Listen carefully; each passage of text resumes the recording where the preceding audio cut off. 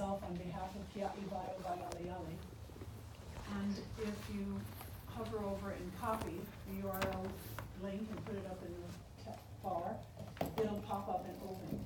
But I didn't embed it properly. And it's a wonderful film. It was fortuitous that we received it. It was there. It was filmed a day that Al Hammett's staff came to do cultural impact evaluation.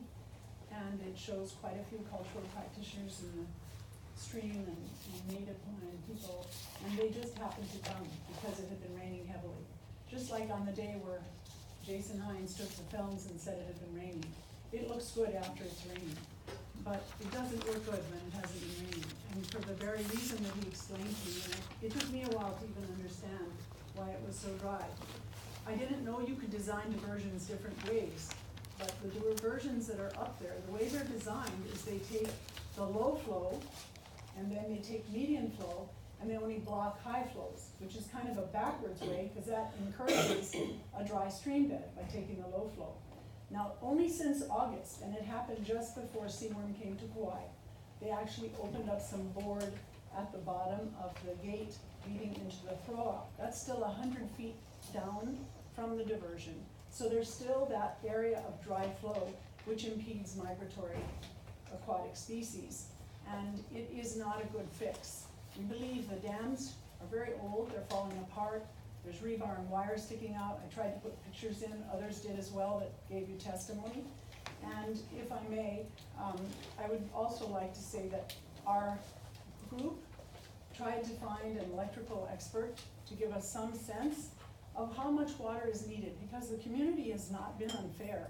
We've just said, you know, leave what you can, and we actually had Brad Walkwell attend a meeting that we had at KCC in one of their classrooms, and we asked him, and his response was, first, it's difficult, then he said, yes, there's a formula, and it can be calculated, and then he said, but if we tell you the calculation, you want us to leave the rest in the stream. And we said, yeah, that's right, that's what we want.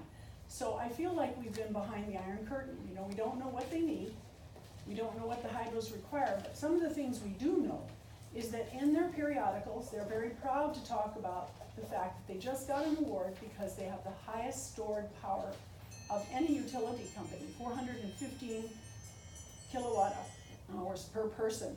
And if I could have a little of your testimony, Hope. Okay. It's like this.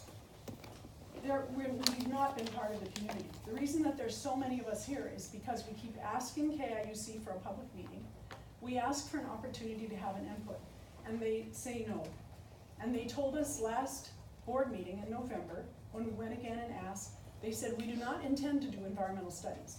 And then they have the poor choice, in my opinion, of telling you folks that after they get their lease, they'll get around to doing what I believe the law requires them to do up front. The other correction I have is we did the best we could to try to establish how much water they might require. Our electrical expert has a lot of power years, but he didn't have a lot of documents, because we don't have them. And what he did was he noticed that they operate at about 0.375% efficiency. And so he figured the machines aren't running well. He tried to give them more power than what they should take. And so he came in with a figure of 10 million gallons a day, but he also had a head measurement that probably is not accurate. So, but that's all because we're working in an unknown. And as far as doing a restoration of stream flow, it happened really after the mid-year this year, and it's manini, to use a Hawaiian word. It's really small. Could I ask you to summarize your testimony? Yes. Our co-op, not-for-profit, pays our top 10 employees of that co-op $3 million a year. Our executive director gets over $500,000 a year. This is not an operation that's not making profits. It is making money, and it's going into salaries, and our rates have not lowered in over 10 years. And I know that personally. I watch my bills carefully. So this is an operation that produces 1.5% of the island power, and the revenue they get from it is 2.7%. 2.7% of their annual revenue from power generation. So, but we are talking about a major impact to Wai'ale'ale stream, especially. And that stream is not Wai'ale'ale, it is Mount Wai'ale'ale stream. And it goes and flows for a long while before it joins a tributary and becomes North Fork Wai'ale'ale.